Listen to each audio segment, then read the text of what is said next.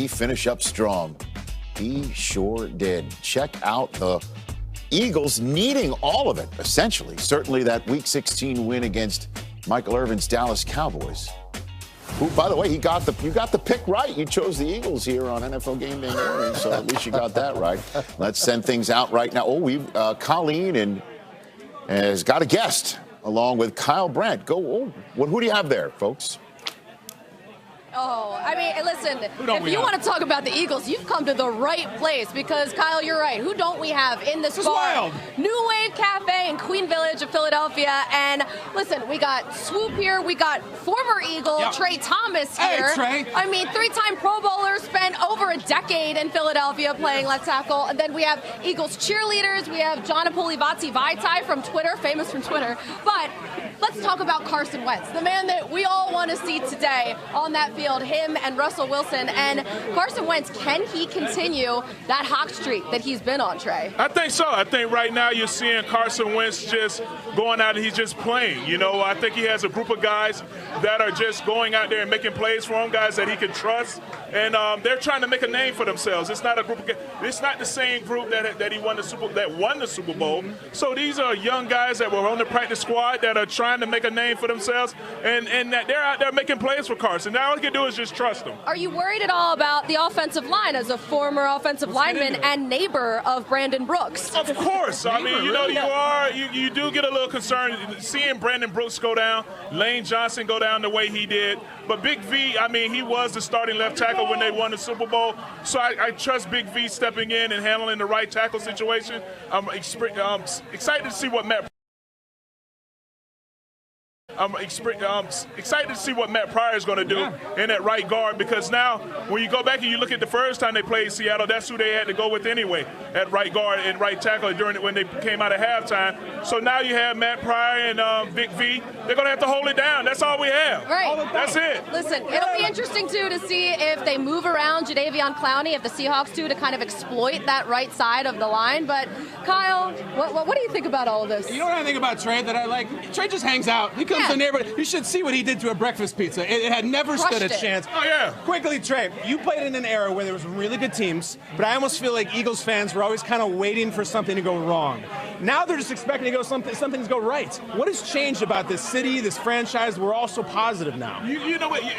Things have definitely changed. You know, just because even when I do the radio now, you hear the energy in everybody's voice. And, like, you know, even when things were going bad, they like, you know what? Hey, all we have to do is just hang in there. And they were super positive and just was really like, all right, hey, man, because they've already seen how when their back is up against the wall, how this team responded. And that's one of the things that Doug has done an excellent job with, is just making sure he kept a pulse on this locker room and getting everybody fired up and ready to go. And I think the fans have done an excellent job of just getting behind the team. Game day, Trey. Yeah, we got Game everything. day, man. These pom-poms are just tranquil. I love them. Let's go to the link where we have Newsy's Christian Bale is reporting from the field. Mike Garafolo, you would love it here. There is a signed Darren Dalton picture, and I think I saw a James Thrash jersey. You'd fit right in. Oh, yes. I love it. That might be some of the paraphernalia from James Palmer's room, our colleague and fellow Philly native. So that might be some of his stuff they stole out of there. All right,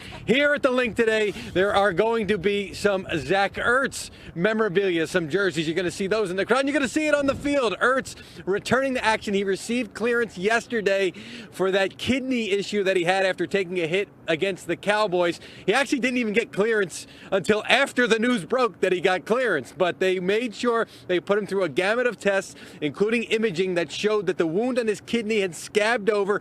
He also underwent urine tests that showed there was no blood in the urine. So he got that full clearance. He will be on the field today wearing extra protection, a flak jacket, to prevent another shot to that kidney. So, Kurt, how important is it for the Eagles that they have Zach Ertz on the field today?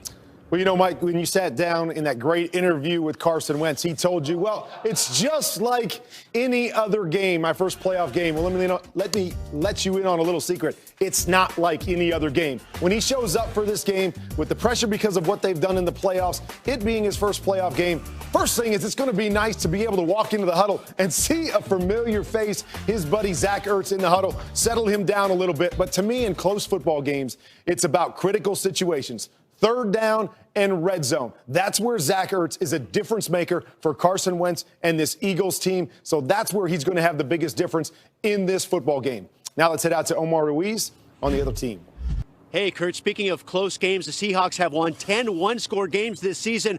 Russell Wilson's playing the fourth quarter so proficient, it almost seems like that's by design. Not quite. The Seahawks, of course, would love to blow people out. But as Pete Carroll gets ready to celebrate his 10th anniversary as Seahawks head coach next week, Russell Wilson has become the embodiment of Carroll's philosophy to play with effort, enthusiasm, intelligence, and toughness. It's that philosophy and Wilson's play that has the Seahawks confident they can win the war of attrition that is the NFL game, outlasting their opponents in the fourth quarter. So, Mooch, as I send it back to you, who will Wilson's go-to guy be today against the Eagles? Well, Omar, you know every quarterback needs a go-to guy. Kurt Warner had about 4 go-to guys over there when he played.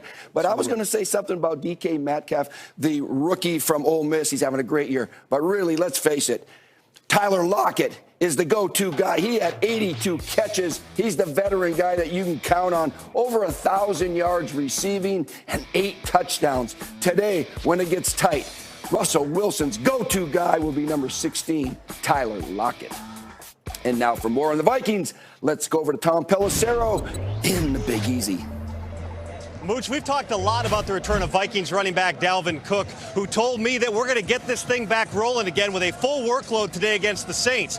But don't overlook the improved health of wide receiver Adam Thielen, who missed almost half the season because of a hamstring injury and got shut out 2 weeks ago against the Packers. Thielen told me he's only doing preventative treatment now. He's not going in the training room. Also said it's been nice to have a couple weeks of practice and really starting to feel like myself again. Barring a setback, this will be the first time since week 6 that Cook and Thielen play a full game together. And oh yeah, that Vikings offense has another weapon that the Saints are all too familiar with.